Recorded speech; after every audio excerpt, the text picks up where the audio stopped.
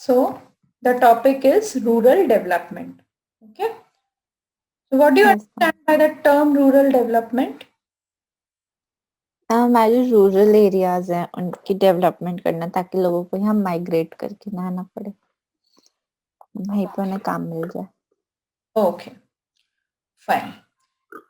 हम कह सकते हैं कि इंडिया की जो 75% पॉपुलेशन है वो विलेज पे डिपेंड करती है, राइट? जो सोशियो इकोनॉमिक कल्चर है उनका वो भी विलेज पे डिपेंड करता है। सो इसके लिए उनको क्या चाहिए कि बेसिक इंफ्रास्ट्रक्चर। बेसिक इंफ्रास्ट्रक्चर क्या है? Fresh water, right, health facilities.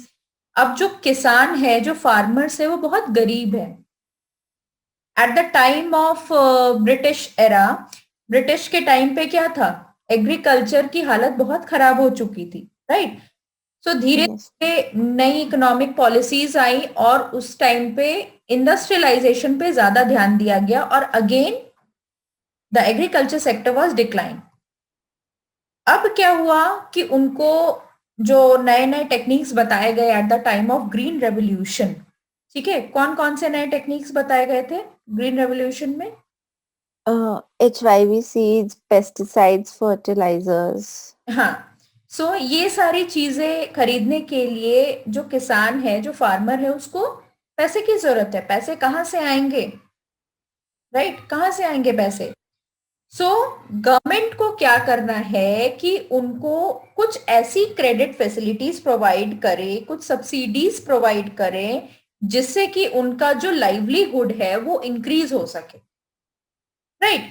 So in this topic we will discuss about their rural marketing and how they will get the rural credit in a less interest rate। ठीक है। Yes ma'am. Rural development क्या है? कि एक action plan है जिसमें कि social और इकोनॉमिक अपलिफ्टमेंट होगा। किसका होगा? रूरल एरियाज का होगा। ठीक है। कौन कौन से इश्यूज हैं जिसको कि डेवलप करने की जरूरत है रूरल डेवलपमेंट में? सबसे पहला है इंफ्रास्ट्रक्चर। इंफ्रास्ट्रक्चर में क्या आता है हमारा? Clean and safe drinking water, health facilities, education और उनको क्रेडिट प्रोवाइड करना, राइट? इतना बेसिक इंफ्रास्ट्रक्चर होना चाहिए जिससे कि उनके जो हेल्थ इश्यूज हो वो ना बढ़े और वो इतनी नॉलेज उनके पास, बेसिक नॉलेज हो कि वो अपना काम अच्छे से कर सके। क्लियर? Yes ma'am. जैसे अगर हम अर्बन एरियाज में रहते हैं तो हमारी बेसिक इंफ्रास्ट्रक्चर क्या है? हमारी रिक्वायरमेंट क्या होनी चाहिए? इलेक्ट्रिसिटी, है ना? Clean water. Water, drinking water, electricity और रहने की जगह, यस मैम। राइट? ये सारी चीजें बेसिक चीजें हैं जो कि हर ह्यूमन बीइंग को चाहिए होती है। ह्यूमन कैपिटल फॉर्मेशन अभी अभी हमने पढ़ा। ह्यूमन कैपिटल फॉर्मेशन हम कैसे कर सकते हैं? What are the sources? What are the sources capital formation? Expenditure on education and on health, on the job trainings, yes, migration, migration, or information provide करना। So yes, by ma'am. these sources, we can form the human capital in the rural areas also. Development of productive resources, उनको अच्छी किस्म की जो fertilisers हैं, pesticides हैं, seeds हैं, ठीक है, वो सब प्रोवाइड करवाना जिससे कि उनका जो एग्रीकल्चर बेस्ड सिस्टम है वो और अच्छे से इंक्रीज हो सके। नेक्स्ट है पॉवर्टी एलिविएशन। क्या पढ़ा था हम लोगों ने पॉवर्टी में? क्या क्या करना चाहिए गवर्नमेंट को पॉवर्टी हटाने के लिए? मैम, जॉब्स देनी चाहिए एंड रिफॉर्म्स लाने चाहिए जिनसे ज्यादा से ज्यादा लोगों को जॉब्स मिले। Yes, yes. तो गवर्नमेंट अपनी तरफ से बहुत सारे प्लान्स लाती है जिससे कि पॉवर्टी, हमने देखा था 1973 में, उस समय पॉवर्टी का डेटा जो था धीरे धीरे धीरे धीरे एट द टाइम ऑफ 2020 तक में वो बहुत कम हो चुका है, लेकिन पूरी तरह से नहीं गया है और गवर्नमेंट अभी भी उस पे काम कर रही है। Yes ma'am. Reforms, what was the land reforms, क्या था लैंड रिफॉर्म्स में? मैम जमींदारी सिस्टम हट गया था और जिनकी लैंड्स थे वो उन सबको वापस मिल रहे थे। यस, सो लैंड सीलिंग हो रिफॉर्म्स रही में थी। Land ceiling, yes the main point land ceiling. And जिसका जो राइट है, कितने सारे टेनेंट्स थे जिनको कि अपनी जमीन का राइट मिल गया था आफ्टर ब्रिटिशर्स, है ना? सो ये यस। किसमें आती है? लैंड रिफॉर्म्स में। अभी भी बहुत जगह रूरल एरियाज में, बहुत जगह अभी भी लैंड रिफॉर्म्स की प्रॉब्लम है। सो ये सारे की इश्यूज हैं, एक्शन प्लान्स हैं, जिसमें कुछ करके हम रूरल डेवलपमेंट कर सकते हैं। ठीक है, अब बात आती है जो inequalities between the farmers. Farmers की इनकम के बीच जो इनइक्वालिटीज है उसको कैसे खत्म कर सकते हैं? हम उनको रूरल क्रेडिट प्रोवाइड कर सकते हैं। जो छोटे किसान हैं, स्मॉल मार्जिनल फार्मर्स हैं, जो कि इजीली हाई रेट पे जिनको कि लोन नहीं मिलता है बैंक वगैरह से इजीली, सो उनको हम रूरल क्रेडिट प्रोवाइड करते हैं। कैसे प्रोवाइड करते हैं? 3 तरीके के क्रेडिट होते हैं। ठीक है, फर्स्ट होता यस है मैम। हमारा short term credit. Short term credit किस चीज के लिए दिया जाता है? Basic things for your agriculture. आप सीड खरीदोगे, फर्टिलाइजर्स खरीदोगे, बहुत कम अमाउंट आपको चाहिए, और वो जो अमाउंट है आपको कितने टाइम पीरियड के लिए मिलेगा as a credit, as a loan? 6 to 12 months के लिए ओनली। इस टाइम पीरियड में आपको वो लोन रीपे कर देना है। ठीक है, सो 6 to 12 months के लिए जो लोन आपको दिया जा रहा है for the purchase of inputs for your agriculture, that is called short term credit. Clear? Yes ma'am. उसके बाद आता है medium term credit. Medium term loan आपको प्रोवाइड किया जाता है किस चीज की परचेजिंग के लिए? कि आपको कोई मशीनरी खरीदनी है, डिगिंग वेल्स बनाने हैं, फेंसिंग करवानी है फार्म की। सो इन सब के लिए आपको बहुत ज्यादा पैसे की जरूरत नहीं होती है।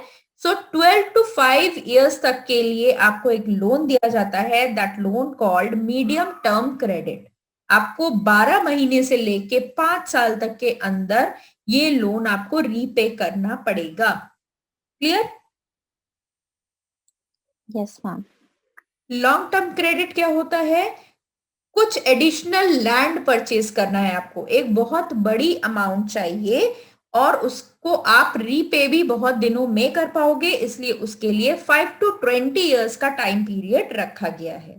ठीक है, इस तरह के लोन्स का टाइम पीरियड 5 to 20 years रखा गया है। सो we can say that short term credit 6 to 12 months, 12 to 5 years, 12 months to 5 years, medium term credit, long term credit 5 years to 20 years तक के लिए।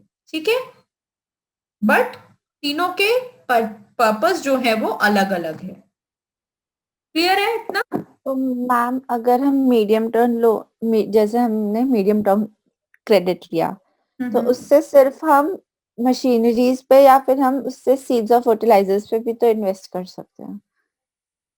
सी सी जो आपको उसके टाइम पे आपको लोन का पर्पस शो करना पड़ेगा।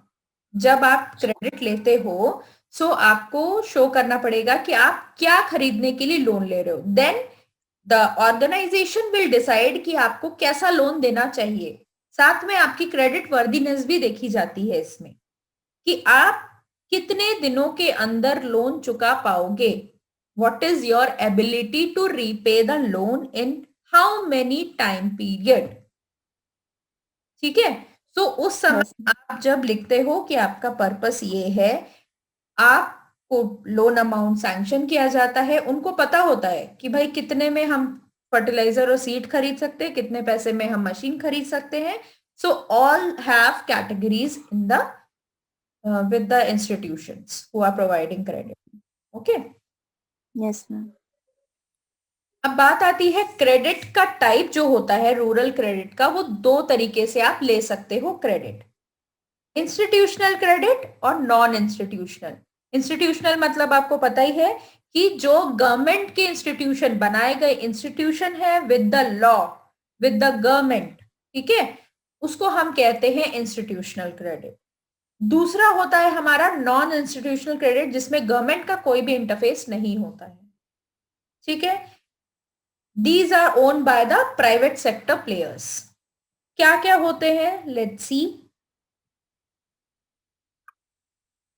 Non institutional sources, non institutional sources क्या होते हैं हमारे, जो मनी लेंडर्स होते हैं, ठीक है, जो लोकल मनी लेंडर्स होते हैं, मूवीज में देखा होगा ना, मुनीम वगैरह, यस मैम। पुरानी मूवीज में। सो वो क्या करते हैं, वो आपसे एक हाई इंटरेस्ट रेट्स पे लोन हाई देते हैं। इंटरेस्ट रेट देते हैं, और वो जो पेपर्स बनवाते हैं उसमें आपका अंगूठा लगवाते हैं, जो फार्मर्स होते हैं उनका अंगूठा लगवाते हैं, उसमें जो भी टर्म्स एंड कंडीशन होती है वो भी उनको पता नहीं होता है, ठीक है। सो मनी लेंडर्स क्या करते हैं, इस तरह से जो जमीन के राइट्स होते हैं वो अपने नाम पे करवा लेते हैं, और उनका जो इंटरेस्ट रेट होता है वो बहुत हाई होता है।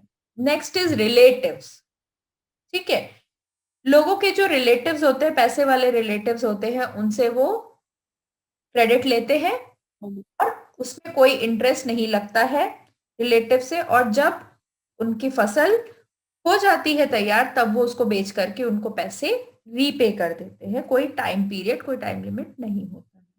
That based on the mutual understanding of the relatives, between the relatives, okay. Yes ma'am. Next आता है ट्रेडर्स एंड कमीशन एजेंट्स। बहुत सारे ऐसे ट्रेडर्स और कमीशन एजेंट्स होते हैं जो बोलते हैं कि मैं आपको लोन दिलवा देता हूं, लेकिन मैं उसका 10% लूंगा आपसे, जितना लोन का अमाउंट होगा उसका 10% आप मुझे दोगे, ठीक है। तो वो क्या करते हैं, वो इंटरेस्ट भी पे करते हैं उस पे, वो भी कम अमाउंट का इंटरेस्ट नहीं होता, हाई इंटरेस्ट ही होता है, और उसका एक परसेंटेज उनके पास दिया जाता है उनको। साथ में कभी कभी होता है कि वो बोलते हैं कि आप अपनी फसल, जो आपके क्रॉप्स है, उसको हमारे पास रख दो एज अ मॉर्टगेज, और मैं आपको लोन दे देता हूं, ठीक है। Next is landlord. लैंडलॉर्ड्स, बहुत सारे ऐसे छोटे छोटे फार्मर्स होते हैं जो अपने लैंडलॉर्ड से पैसे लेते हैं, ठीक है। बदले में लैंडलॉर्ड्स क्या करते हैं, उनसे बोलते हैं कि आप अपनी जमीन का जो कागज है वो हमें, सॉरी, आप अपनी जमीन का जितना भी आप लोन ले रहे हो उस पर हाई इंटरेस्ट हमें देना होगा, अगर आप रीपे नहीं करते हो तो लैंड से आपको निकाल दिया जाएगा, ठीक है। Yes ma'am. These are the landlords. So क्या होता है नॉन इंस्टीट्यूशनल रूरल क्रेडिट का source, the major non institutional source of rural credits are money lenders, relatives,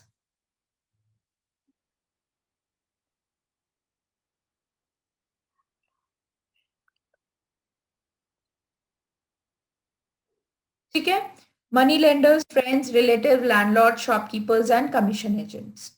money lenders provide कितना परसेंट लोन देते हैं टोटल फाइनेंशियल रिक्वायरमेंट का, 93.6% financial requirement rural areas in, ये कब का डेटा है, 1951-52 का, कि अभी कितना हो गया है इनकी limit, 30%। 30%। The short-term credit needs to the farmers are met the commission agents, friends and relatives which supply roughly 50%, total rural borrowing का 50% कौन देता है, ये जो कमीशन एजेंट्स है, फ्रेंड्स, रिलेटिव्स वगैरह से लोग लेते हैं। इसका ड्रॉबैक क्या था, क्यों गवर्नमेंट को और एनकरेजमेंट मिली कि आप खुद का इंस्टीट्यूशन खोलो रूरल डेवलपमेंट के लिए, क्यों? मैम क्योंकि ये सब बहुत ज्यादा हाई इंटरेस्ट रेट्स पे लोन यस, देते थे और कोई इनका फिक्स वो नहीं था कि कब अगर एक इंसान पे कर रहे हैं तो वो उसको ले ना ले, एंड बिकॉज जनरली जो फार्मर्स होते थे वो इतने ज्यादा पढ़े लिखे नहीं होते थे, यस, तो इन्हें पता मैनिपुलेट नहीं होता करते थे, था। जो अकाउंट्स होते हाँ थे उनके उसमें मैनिपुलेशन करते थे, ठीक है। हाँ, तो उन्हें पता नहीं होता था कि उनकी कितने और बच्ची हैं। तो ये सारी चीजों को देखते हुए गवर्नमेंट ने सोचा कि क्यों ना हम खुद के इंस्टीट्यूशन चलाएं, राइट। तो गवर्नमेंट ने institutional sources of rural credit को स्टार्ट किया। In regard to rural credit, major change occurred after 1969. 1969 के बाद एक मेजर चेंज आया रूरल क्रेडिट में। When India adopted social banking, India ने सोशल बैंकिंग स्टार्ट की एंड मल्टी एजेंसी अप्रोच आया, ठीक है, रूरल क्रेडिट को मीटअप करने के लिए। बहुत सारे डिफरेंट इंस्टीट्यूशन फॉर्म किए गए जो कि रूरल क्रेडिट और बैंकिंग को सपोर्ट करते थे। First one was cooperative credit, ठीक है, कोऑपरेटिव क्रेडिट। कोऑपरेटिव बैंक सुने हैं ना तुमने? Yes ma'am. हाँ, वो क्या करती थी, कोऑपरेटिव बैंक्स जो होते थे like this, cooperative credit societies, ये क्या करती थी? The cooperative credit societies are actively engaged in addressing credit need of the farmers, ठीक है, besides offering a host of related services. वो क्रेडिट तो देती ही थी फार्मर्स को, साथ साथ कुछ सर्विसेज भी प्रोवाइड करती थी। Notably these societies provided guidance in diverse agriculture operation, कैसे आप अपने क्रॉप्स की प्रोडक्टिविटी को इंक्रीज कर सकते हो उस बारे में भी वो एडवाइस करती थी।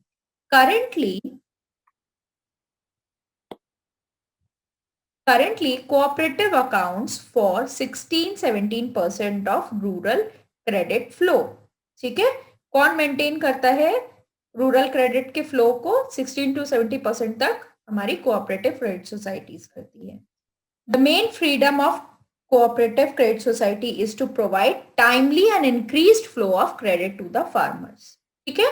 सो क्रेडिट सोसाइटीज फार्मर्स को, पुअर फार्मर्स को क्रेडिट प्रोवाइड करती है, साथ साथ उनको गाइडेंस भी देती है कि किस तरह से आप अपने एग्रीकल्चर ऑपरेशंस को बढ़ाइए, किस तरह से आपकी प्रोडक्टिविटी बढ़ सकती है, कौन से क्रॉप्स लगाएंगे आप, कौन से सीड्स यूज करेंगे, ये सारे गाइडलाइंस भी क्रेडिट कोऑपरेटिव सोसाइटीज देती है। Clear? Yes ma'am. Come to the regional rural banks, RRBs, सुना है RRB का नाम?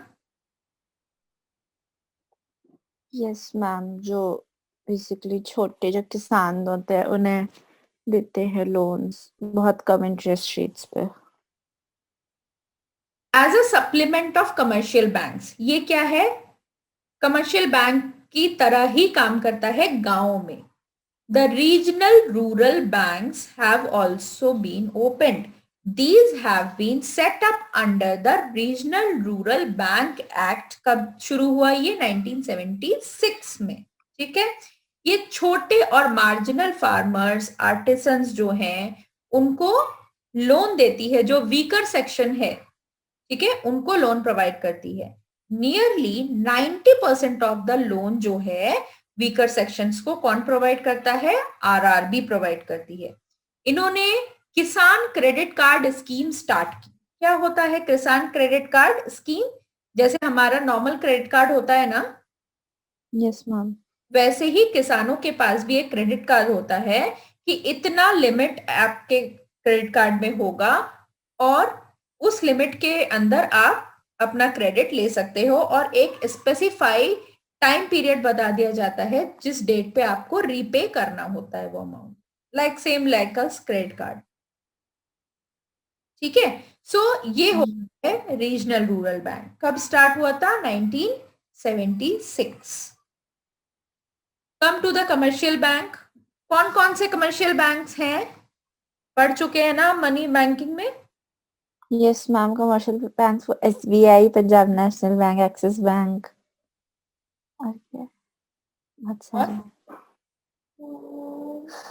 और Canara bank, syndicate bank, bank of Baroda.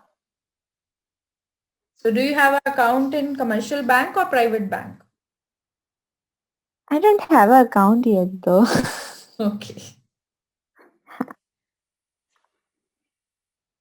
Fine. So commercial banks वो बैंक्स होती हैं जो RBI के रिफॉर्म के अकॉर्डिंग चलती है, ठीक है। ये बैंक रिफॉर्म एक्ट के तहत स्टार्ट हुआ 1972 से, ठीक है। The share of commercial bank in the supply of agriculture, इनका एक पार्ट होता है जो कि एग्रीकल्चर क्रेडिट के लिए काम करता है, ठीक है। It was 46.9% during the year 2006-7 में इतना था, इतना परसेंट उसने प्रोवाइड किया था agriculture credit. Commercial bank disburse agriculture credit for purchase of inputs, inputs मतलब जो सीड्स हैं, फर्टिलाइजर्स हैं, राइट, वो सारी चीजें इनपुट्स के लिए क्रेडिट देती है। कैटल्स, गाय भैंस जो भी खेत में काम करते हैं, बैल, उन सबको खरीदने के लिए भी पैसे देती है। ट्रैक्टर्स खरीदने के लिए पैसे देती है। डेयरी फार्मिंग अगर कोई करना चाहता है गांव में, ठीक है, सो डेयरी फार्मिंग को स्टार्ट करने के लिए, मतलब जो भी छोटे छोटे रूरल एरिया में जो कुछ भी छोटे छोटे काम स्टार्ट हो सकते हैं, उसके लिए कमर्शियल बैंक पैसे डिसबर्स करती है एज अ एग्रीकल्चर क्रेडिट। ठीक है, यस मैम। सबसे अच्छा, सेल्फ हेल्प ग्रुप्स भी आते हैं कुछ, ठीक है। Self help groups formal credit system has proven इनएडिक्वेट। क्यों? क्योंकि इसमें overall social and rural community जो है पूरी तरह से डेवलप नहीं हो पाती है। ठीक है, क्यों नहीं हो पाती है, अब सुनो। ये होता है जैसे सेल्फ हेल्प ग्रुप्स में हमने 3-4 लोग मिलकर के हमने अपने पैसे को पूल किया एक जगह पे, राइट। म्यूचुअल फंड पता है? Mutual fund yes ma'am, mutual funds are subject to market क्या रिस्क। होता है? हाँ, दैट इज आई। मैम हाँ, तो उसमें बेसिकली लोग अपने पैसे डालते हैं और फिर टाइम के साथ आगे आगे कुछ परसेंट बैंक भी उसमें ऐड करके देता है वापस। ओके, तो why not FD, fixed deposit? Ma'am फिर एफडी तो आप एक पॉइंट तक रखनी पड़ेगी ना, म्यूचुअल फंड्स आप कभी भी निकलवा सकते हो। ओके, कितना है जनरली म्यूचुअल फंड में? क्या? ये रखने हैं तो हम अकाउंट में ऐसे ही रख दें, इंटरेस्ट तो मिलेगा ही। मैम फिर वो खर्च हो जाते हैं ना। ओह, खर्च हो जाते हैं, ओके। हाँ। अच्छा, सी, म्यूचुअल फंड क्या होता है? पूल ऑफ मनी होता है। म्यूचुअली लोग, जैसे हमने म्यूचुअल फंड ए खोला, ठीक है, ठीक है। ए में किसने किसने, अगर हमको पिकनिक मनानी है, सोचो, ठीक है, मैंने बोला कि गौरी 1,000 रुपीज गौरी देगी, 1,000 मैं दूंगी, 1,000 मेरे हस्बैंड देंगे, 1,000 गौरी की दीदी देगी, ठीक है। तो इस तरह से हमने एक फंड क्रिएट किया, राइट। लेकिन अब हमने बताया कि किसी और को भी इसमें पूल करना है, ठीक है, किसी और ने भी, और फिर हमने पार्टी मनाई और सबको इक्वली, जो भी पार्टी में जो भी फूड आया, जो भी अरेंजमेंट हुआ, वो सबके बीच में हमने इक्वली डिवाइड कर दिया, ठीक है। Yes ma'am. तो क्या हुआ कि हम कुछ लोगों ने मिलकर के एक फंड बनाया, उस फंड से हमने कुछ क्रिएट किया और उस आउटपुट को हमने इक्वली डिवाइड किया सबके बीच में, राइट। ठीक इसी तरह म्यूचुअल फंड होता है जिसमें कि बहुत सारे लोग एक फंड में पैसे डालते हैं, साथ में बैंक भी डालता है। बैंक उस मनी को कुछ टाइम के लिए मार्केट में सर्कुलेट करता है, शेयर्स में लगाता है, डिबेंचर्स में लगाता है, मार्केट की जो भी सिक्योरिटीज है उसमें लगाता है। उसके बाद जितना भी प्रॉफिट आता है, विद दैट मनी जो हमने पूल किया था, उस मनी के साथ हर किसी को उस प्रॉफिट का भी पार्ट मिलता है, ठीक है। Yes ma'am. That is called mutual fund. ठीक उसी तरह सेल्फ हेल्प ग्रुप्स जो है वो सोशली एक फंड बनाते हैं रूरल क्रेडिट को सपोर्ट करने के लिए, और उससे क्या करती है, सबने पैसा मिलाया और at the time, end of the time period decide किया गया, सबके पर्पस जाने गए और सबसे पुअर और वीकर पर्सन जो था, जिसको सबसे ज्यादा जरूरत थी, उस समय वो पैसा उसको दे दिया गया। लेकिन क्या देखा गया, बाद में वो पैसा वो रीपे नहीं कर पा रहा है।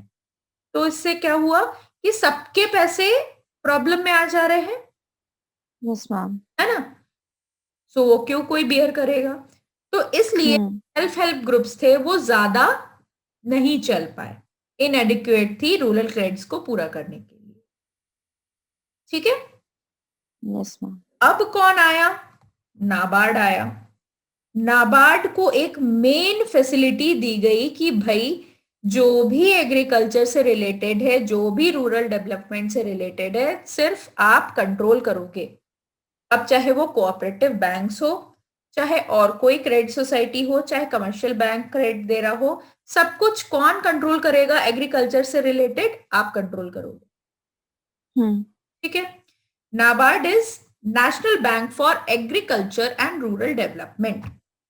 कब सेटअप हुआ था? 1982 में सेटअप हुआ था। इसको हमने एक एपेक्स बॉडी माना all rural activity financing system का।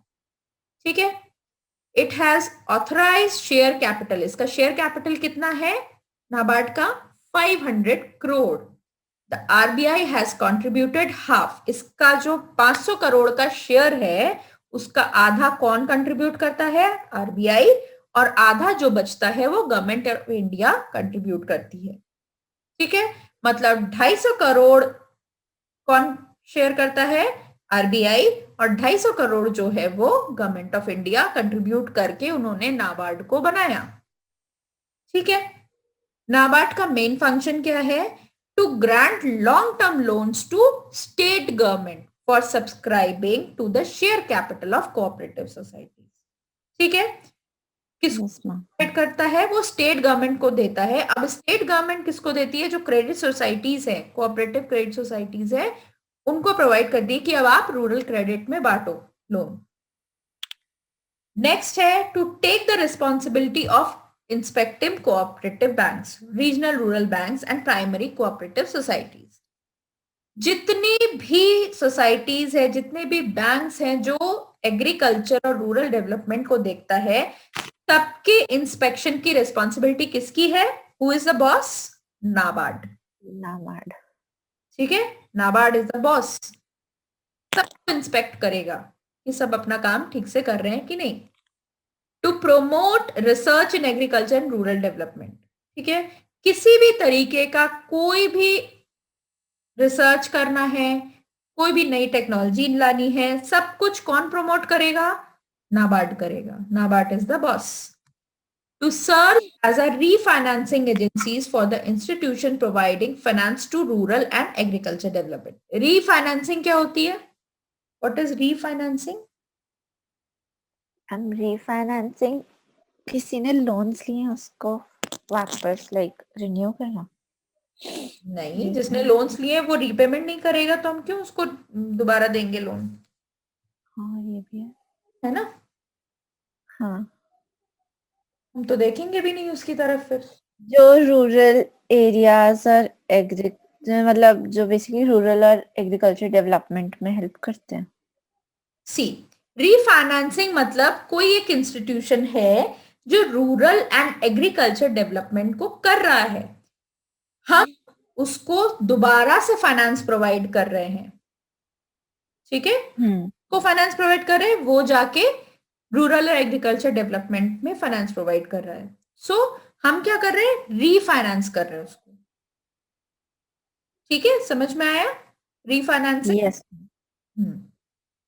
मैं तुमको पैसे दे रही हूं, तुम किसी और को पैसे दे रहे हो।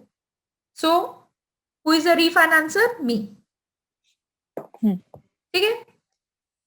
To help tenant farmers and small farmers consolidate their land holdings. Land ceiling पढ़ी थी हमने। Yes ma'am. क्या था लैंड सीलिंग में? मैम जिसके पास बहुत ज्यादा लैंड थे उसके लैंड्स को गवर्नमेंट एक्वायर कर लेती थी। हाँ, गवर्नमेंट एक्वायर करके उनको एक जगह पे एक बड़ा लैंड दे देती थी, बड़ा लैंड दे देती थी करके। ठीक है। तो एक लैंड हमारी दिल्ली में है, एक लैंड हमारी आगरा में है, लखनऊ में है। ठीक है। तो गवर्नमेंट ने क्या किया? लखनऊ वाली लैंड को खरीद लिया, आगरा वाली लैंड को खरीद लिया, और उस साइज का लैंड हमें दिल्ली में दे दिया। ठीक है। तो गवर्नमेंट ने क्या किया? हमारे लैंड्स को कंसोलिडेट करके हमें एक बड़ा लैंड दे दिया जिससे कि हम ज्यादा प्रोड्यूस कर सके। ठीक है। The national agriculture credit funds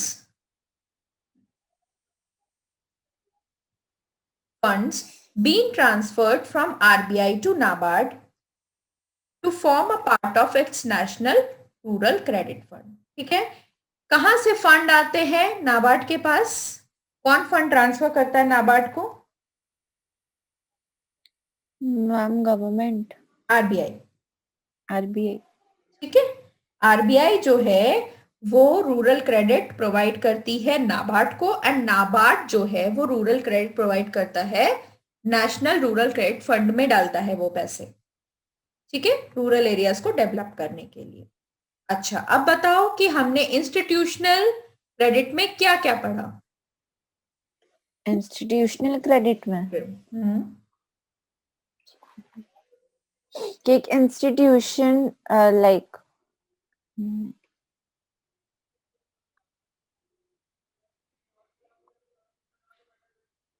institutional credit में हमने कोऑपरेटिव क्रेडिट्स, जो कोऑपरेटिव बैंक्स होते हैं वो, फिर लैंड डेवलपमेंट बैंक्स जो फार्मिंग में हेल्प करते हैं, एंड देन कमर्शियल बैंक्स जो क्रेडिट्स देते हैं फार्मर्स को, देन रीजनल रूरल बैंक्स जो फार्मर्स को क्रेडिट्स देते हैं but on a low interest rate of A government, जो गवर्नमेंट की स्कीम्स आती है जो फैसिलिटीज प्रोवाइड करती है एंड सब्सिडीज देती है, और नाबार्ड जो फाइनेंस करता है। In all these who is the boss? NABARD. NABARD is the boss, yes.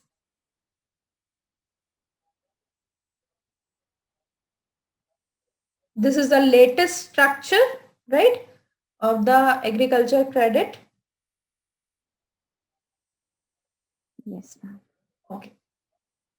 ये जो रूरल बैंकिंग है, ठीक है, उसका कुछ अप्रेजल भी आया, क्रिटिकल अप्रेजल। क्या है वो? After the nationalisation of commercial banks in 1969, the rapid expansion of the banking system in rural areas has been witnessed.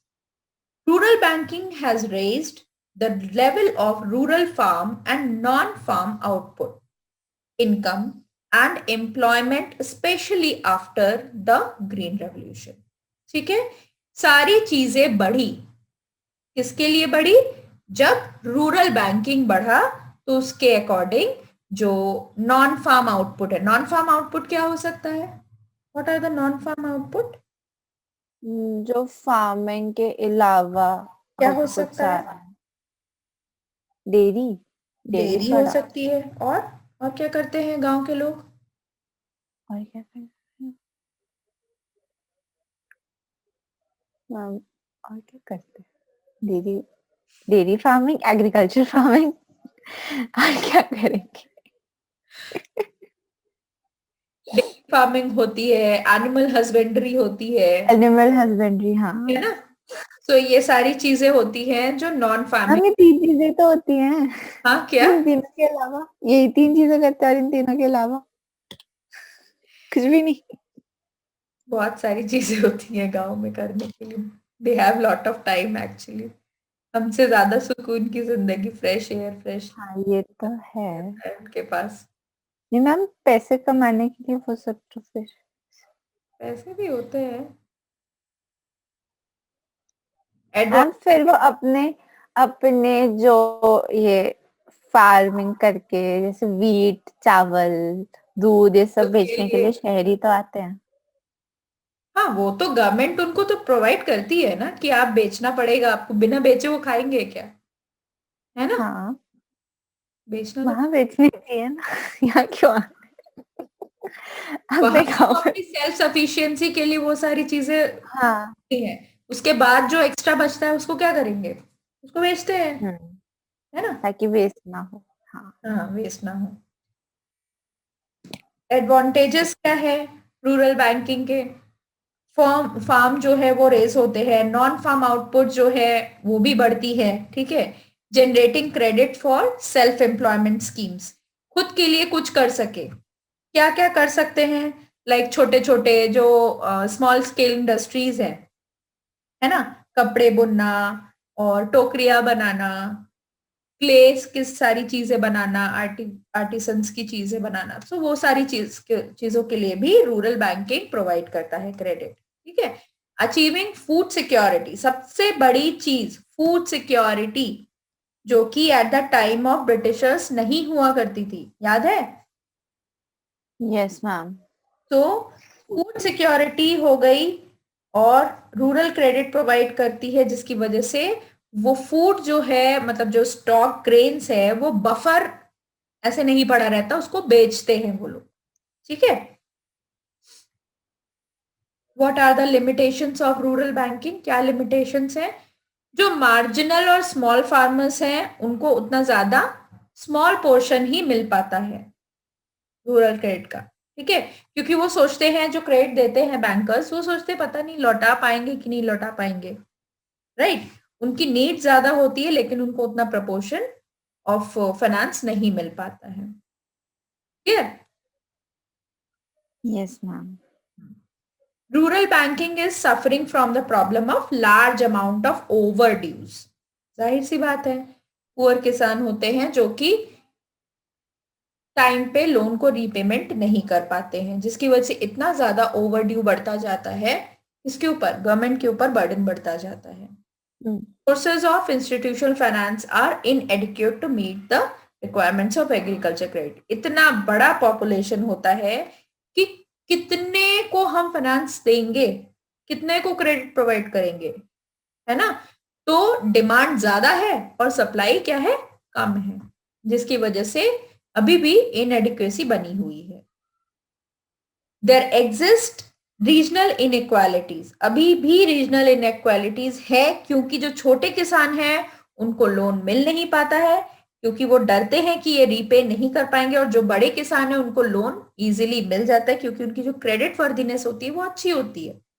सो जो छोटा किसान है, गरीब किसान है, वो गरीब ही रह जाता है, और जो बड़ा किसान है वो और ज्यादा डेवलप हो जाता है।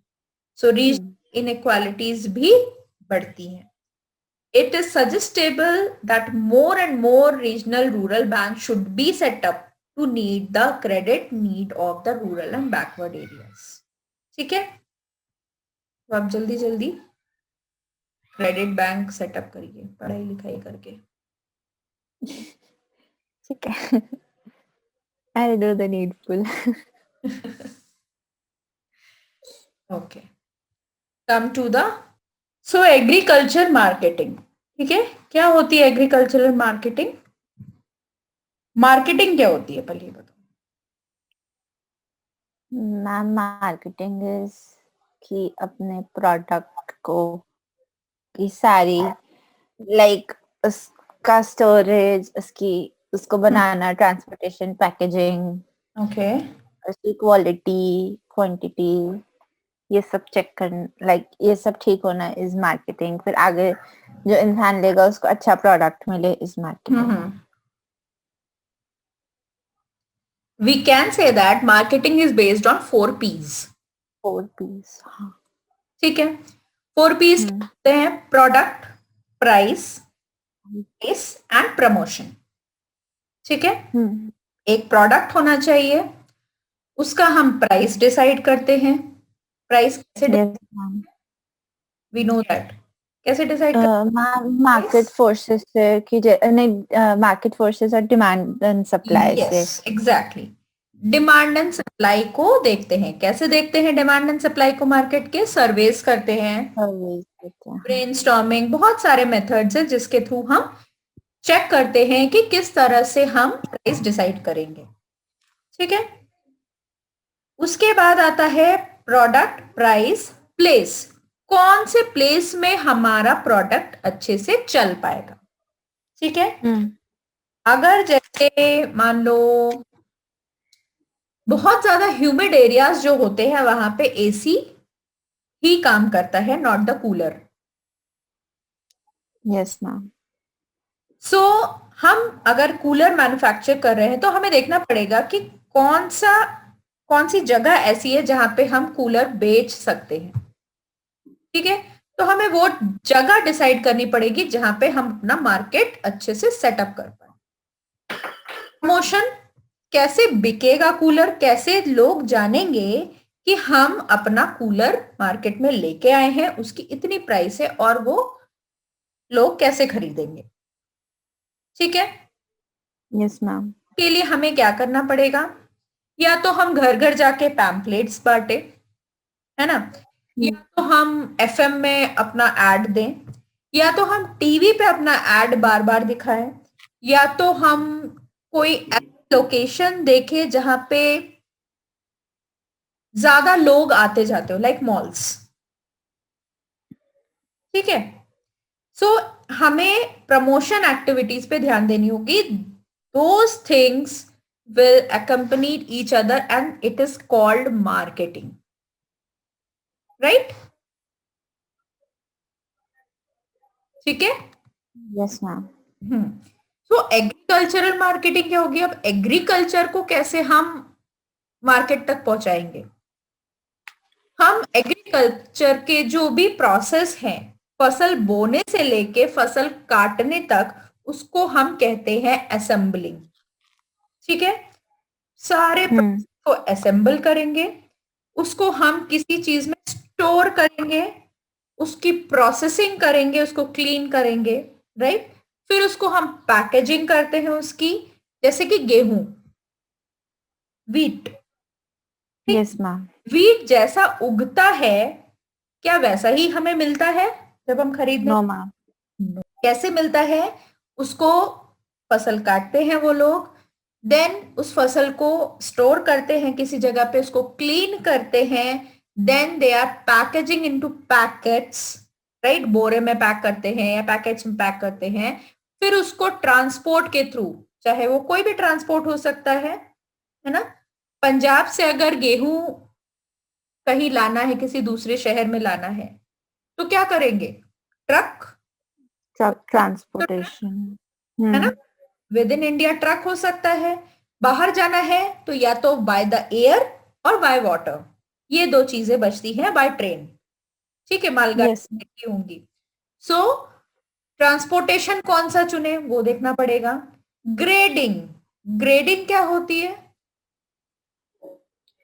उसकी क्वालिटी कैसी है। क्वालिटी, क्वालिटी चेक होगा फिर उसका। ठीक है, यस मैम। चेकिंग के लिए भी बहुत सारे इंस्टीट्यूट्स बनाए हैं गवर्नमेंट ने, जो कि क्वालिटी, आईएसओ सुना है नाम, ट्रेडमार्क आईएसओ, हाँ हाँ हाँ, यस मैम। सुना है ना। अगर हम कोई चीज लेते हैं उसके पीछे हम देखते हैं आईएसओ मार्क है कि नहीं, क्या है, यस मैम। Quality standard. ठीक है, उसके बाद ट्रेडमार्क, बहुत सारे जो ब्रांड्स होते हैं, उस ब्रांड्स को कोई एक्चुअल जो ब्रांड है उसको कोई दूसरा कॉपी ना कर ले, इसके लिए उस पे वो लोग एक लेवल लगाते हैं, that is called trademark.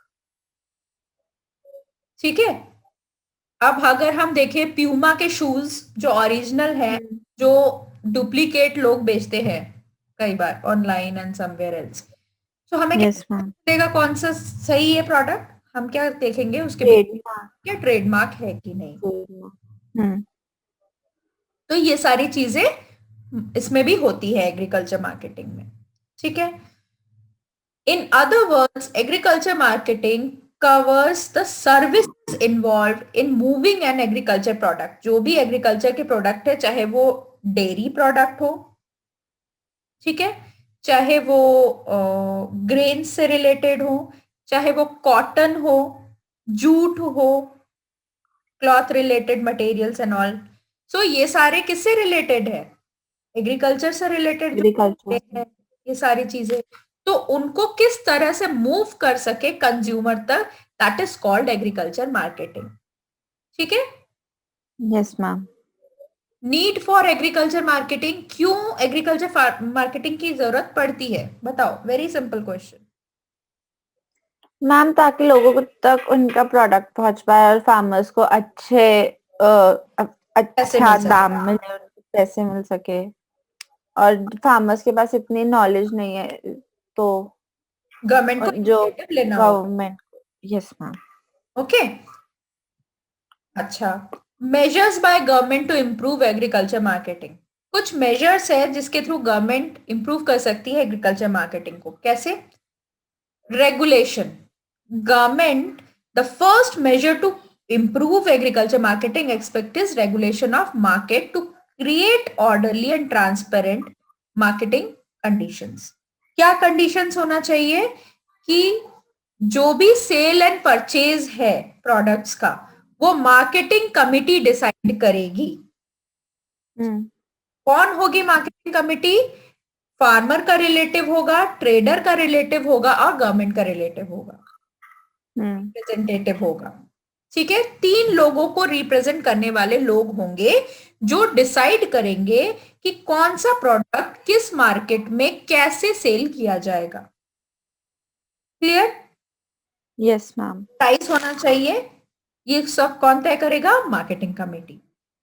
Improvement in physical infrastructure, road, railway, godown, warehouse, cold storage, इन सब की जो प्रोसेसिंग होगी जिससे उनकी क्वालिटी खराब ना हो, जब तक वो कंज्यूमर के पास पहुंचे क्वालिटी खराब ना हो, फिजिकल इंफ्रास्ट्रक्चर को इंप्रूव करना पड़ेगा गवर्नमेंट को. ठीक है, बबल रैप्स में पैक करके या कार्टन्स में पैक करके. सो पैकेजिंग जो है उसकी वो अच्छी होनी चाहिए जिससे कि वो at the time of transportation खराब ना हो. yes, जैसे कि मिल्क है, अमूल का मिल्क, पैकेट में मिल्क होते हैं अमूल के, वो क्या होते हैं? अगर हम उसको दिल्ली से लेकर के हैदराबाद तक लेकर के आए ट्रेन में, क्या होगा? खराब तो नहीं होंगे क्योंकि प्रिजर्व्ड होते हैं. I am talking about the packet one. Packet वो तो खराब, वो तो फट जाएगा, वेस्ट हो जाएगा. पैकेजिंग अच्छी नहीं है. मतलब ऐसी नहीं है कि हम उसको ट्रांसपोर्ट में लेके आ सके. ठीक है, if it tetra pack, so tetra pack की पैकेजिंग जो है वो अच्छी है और हम उसको लेकर के ट्रांसपोर्ट में ला सकते हैं. Right? So physical infrastructure also matters for the agriculture marketing. बात आती है कोऑपरेटिव मार्केटिंग की. In the third measures taken by the government in realising the fair prices of farmers product, farmer के जो प्रोडक्ट्स है उसकी फेयर प्राइसिंग होनी चाहिए. ठीक है, जैसे कि गुजरात जो है वो मिल्क प्रोडक्शन के लिए बहुत अच्छा माना जाता है ना? तो क्या करना चाहिए कि गवर्नमेंट को बार्गेन करना चाहिए मार्केट में, फार्मर्स के साथ बार्गेन करना चाहिए और एक कलेक्टिवली ओपिनियन लेना चाहिए कि कितना होना चाहिए इसका price. So collective cooperative marketing is also helpful for the agriculture marketing. ठीक है, सपोर्टिंग पॉलिसीज क्या है? It is a fourth measure, इसको फोर्थ मेजर माना जाता है by government to improve agriculture marketing system. Different supportive policies applied in the regards are minimum support price. Minimum support price क्या है? समझ में आ रहा है कुछ मिनिमम सपोर्ट प्राइस से? Yes ma'am, minimum support price is वो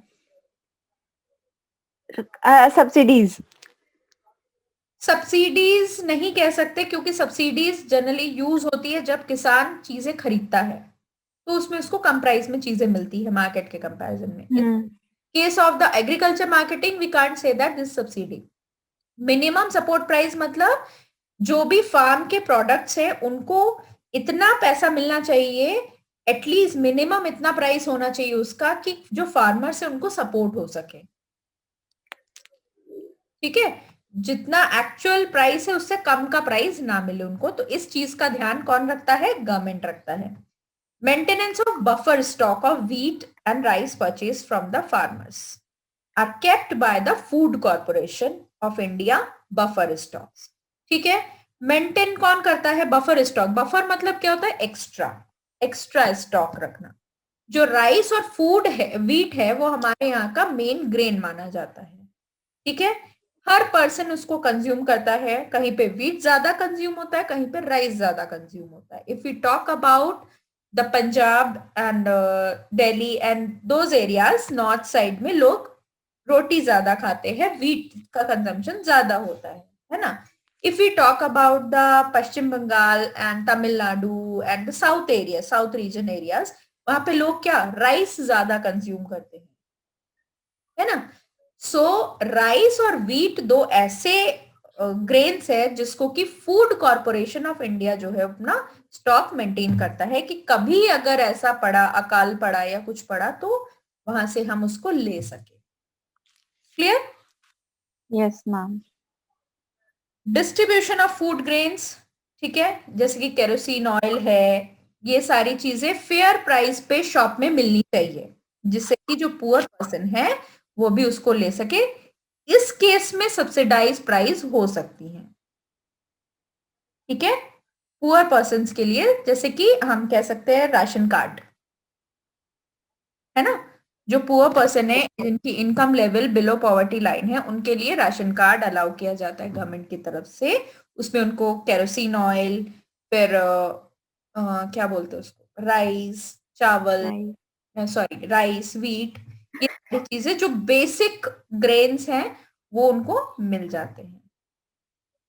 emerging alternative marketing channels in India, धीरे धीरे और भी अल्टरनेटिव चैनल्स मार्केटिंग के लिए अवेलेबल हो रही है इंडिया में। ओके, जैसे ये है अपनी मंडी, पंजाब, हरियाणा, राजस्थान में क्या स्टार्ट हुआ है नया, किसानों की चीजों को प्रमोट करने के लिए अपनी मंडी। पुणे में हदसा पर, Hadapsar Mandi, I have Hadapsar, been there. Okay okay, Hadapsar Mandi है, ठीक है। यहाँ पे आंध्र प्रदेश में उसको रायतू बाजार कहते हैं, बहुत रायतू बाजार से यहाँ पे, बट हम नहीं जा सकते। ओके, सो ये सारी चीजें हैं जहाँ पे किसान अपनी चीजें डायरेक्टली लाके बेचता है, मतलब एक प्लेटफॉर्म प्रोवाइड करना उनको। Yes. Next is diversification into productive activities, ठीक है, जो भी एक्टिविटीज है उसको डाइवर्सिफाई करना। क्रॉप प्रोडक्शन अगर आपका है, या कोई आपकी productive activity like dairy products, small scale industry, उसको कैसे डाइवर्सिफाई, डाइवर्सिफाई का मतलब क्या होता है, बढ़ाना, ठीक है, कैसे उसको बढ़ा सकते हैं। डाइवर्सिफाइंग ऑफ क्रॉप्स, क्रॉप्स को कैसे बढ़ा सकते हैं, कैसे क्रॉप्स को मैम उसमें मल्टी क्रॉपिंग करके एंड क्या होता है अच्छे, मल्टी क्रॉपिंग?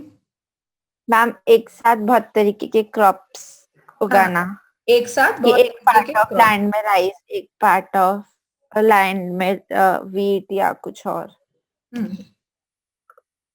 जिससे कि मॉनसून पे डिपेंड ना होना पड़े, मान ना होना। मॉनसून आया तो ओके, नहीं तो दूसरा क्रॉप तो है ही, है ना। Yes ma'am. Minimise the market risk arising due to price fluctuation, इतना फॉर्म आप बढ़ा के मतलब इतना ग्रेन आप उगाइए जिससे कि कभी भी अगर प्राइस फ्लक्चुएशन आए तो आपको मार्केट रिस्क का सामना ना करना पड़े। क्लियर?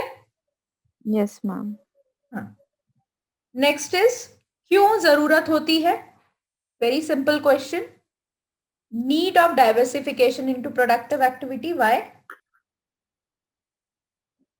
मैम क्योंकि फिर अगर इतने अच्छी हमारी एग्रीकल्चर नहीं हुई तो we have a second option, और फिर एग्रीकल्चर में भी एम्प्लॉयमेंट भी हो जाती है कि किसी के पास अगर बड़ा लैंड है तो वो किसी को अपने साथ काम पे रख सकता है, उसको भी उसे कुछ ना कुछ देना ही पड़ेगा, फ्री में तो यस, काम करेगा नहीं वो। हाँ, सो मतलब जिससे कि एम्प्लॉयमेंट जनरेट हो सके, रिस्क का सामना ना करना पड़े, सीजनल बेस्ड एक्टिविटी नहीं हो, है ना, मॉनसून पे डिपेंड ना रहना पड़े।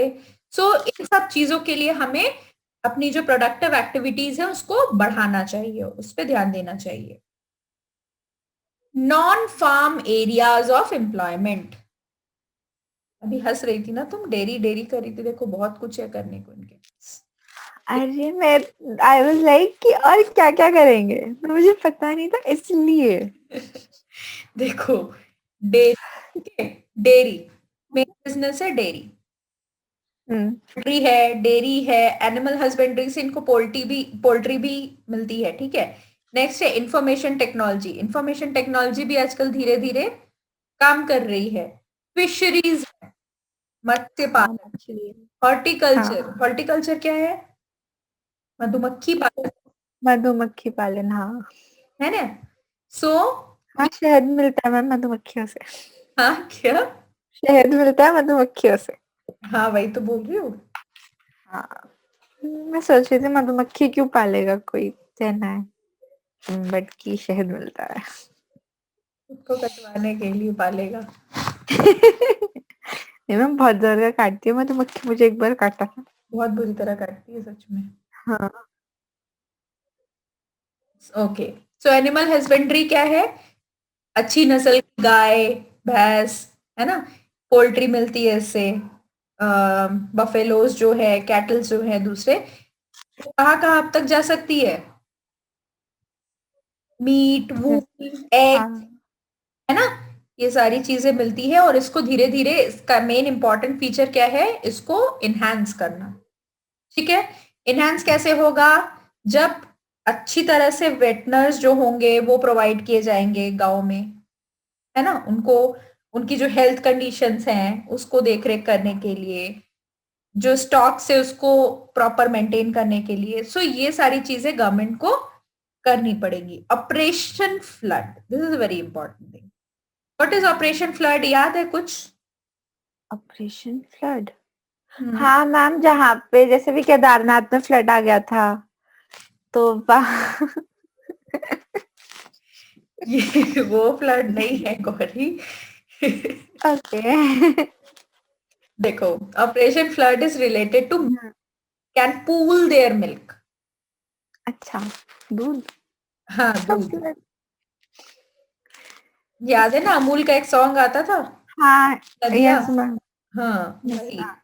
It is a system whereby all the farmers can pool their milk produced according to different grading based on quality, and the same is processed by marketed to urban centers to cooperatives. ठीक है, urban yes ma'am. Operation flood ऐसा था कि जो भी milk production हो रहा है, फार्मर्स उसको पूल कर सके। पूल मतलब इकट्ठा कर सके, लाइक म्यूचुअल फंड।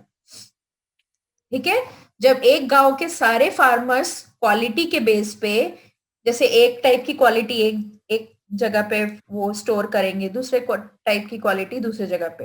अब अगर हम बात करें कि अमूल के जो पैकेट आते हैं वो दो तरीके के पैकेट आते हैं, राइट, रेड ब्लू, है ना। हाँ, एक आता है फुल फैट, दूसरा आता है 2% फैट, 2% फैट। टोन मिल्क जिसको हम कहते हैं। तो yes ma'am. Both are different, है ना। यस दोनों मैम। की प्रोसेसिंग भी डिफरेंट होती होगी, दोनों को स्टोर भी डिफरेंट तरीके से किया जाता होगा, और फिर वो प्रोसेस्ड होके अर्बन मार्केट्स में आता है ना, यही होता है। सो ऑपरेशन यस। भी ऐसा हुआ था कि जितने भी किसान हैं, जितने भी किसानों के पास गाय हैं, सब अपनी अपनी गायों का जो भी दूध है उसको एक जगह पे लाके पूल करेंगे as per the quality, and they will then same everything will be processed and it will go to the market. ठीक है, that is called operation flood. ये गुजरात में सबसे ज्यादा हुआ था, गुजरात में इसको बहुत ज्यादा सक्सेस मिली थी, इस ऑपरेशन फ्लड को। नेक्स्ट आता है हमारा फिशरीज। फिशरीज में क्या होता है?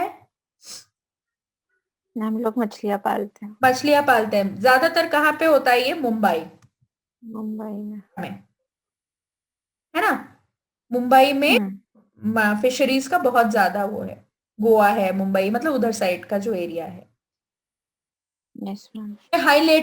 हाई रेट ऑफ लिटरेसी थी, लोगों को पता नहीं था, लो कैपिटल अर्निंग होती थी, ठीक है, अनएम्प्लॉयमेंट जनरेट होता था, सोशियो इकोनॉमिक स्टेटस भी उनका ठीक ठाक नहीं होता था, और लोग धीरे धीरे किस में चले जाते थे? डेप्थ में। Yes ma'am.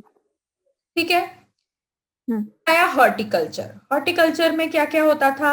मधुमक्खी पालते हैं उसके लिए, शहद के लिए। और नॉट ओनली मधुमक्खी, ठीक है, बहुत कुछ होता है एज पर क्लाइमेट और एज पर सॉइल। आजकल पता है हॉर्टिकल्चर का वो भी चलने लगा है कोर्स। है, हाँ, अच्छी बात है, करना चाहिए, लोगों को बहुत आनी लोग, चाहिए। बहुत सारे लोग इंटरेस्टेड है हॉर्टिकल्चर में, दैट इज एडिशनल। हॉर्टिकल्चर में एमबीए भी आ गया आजकल। वाह। तो जो क्रॉप्स है, फ्रूट्स, वेजिटेबल, ट्यूबर क्रॉप्स, ठीक है, flowers, medicinal, and aromatic plants, spices, plantation crops, ये जो छोटी छोटी चीजें हैं इनको ग्रो करना, ठीक है, जिससे कि मेडिसिन बन सके। लाइक फ्रूट्स, कौन कौन से fruits, like mangoes, bananas, coconut, cashews, nuts, number of spices, ठीक है, इसको डाइवर्सिफाई करना है और इसको इसके प्रोडक्शन को बढ़ाना है और उसको कहां तक पहुंचाना है, अर्बन मार्केट्स में, अर्बन मार्केट। ठीक है। नेक्स्ट आता है हमारा the information technology. Information technology पता ही है, India is a most knowledgeable country in information technology. तो इंफॉर्मेशन टेक्नोलॉजी को हमें यूज कहाँ करना है, as a tool in weather forecast, crop treatment, fertilisers, pesticide, storage condition and all, ठीक है।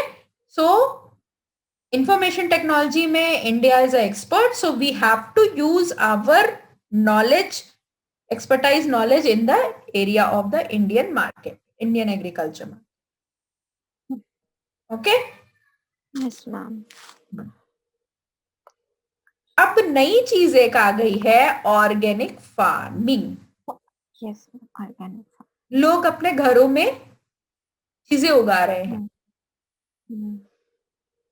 Yes, ma'am. Agriculture uses chemical fertilizers and toxic pesticides. Ma'am kitchen gardens भी तो इसका वो एक हो किचन सकते हैं ना? Gardens, yes, best example kitchen gardens, ठीक है। धनिया, मेथी, फिर मिर्ची, ये सारी चीजें लोग अपने घरों में उगा रहे हैं छोटे छोटे पॉट्स में, दैट इज कॉल्ड, इसमें कोई पेस्टिसाइड नहीं होता, कोई केमिकल फर्टिलाइजर का यूज नहीं होता है ना, जो भी कन्वेंशनल एग्रीकल्चर में यूज होता था। जैसे कि बहुत लोग बोलते हैं कि भाई गुलाब का पेड़ है तो उसमें चाय की पत्ती डालो, it will grow, yes ma'am, yes ma'am, है ना।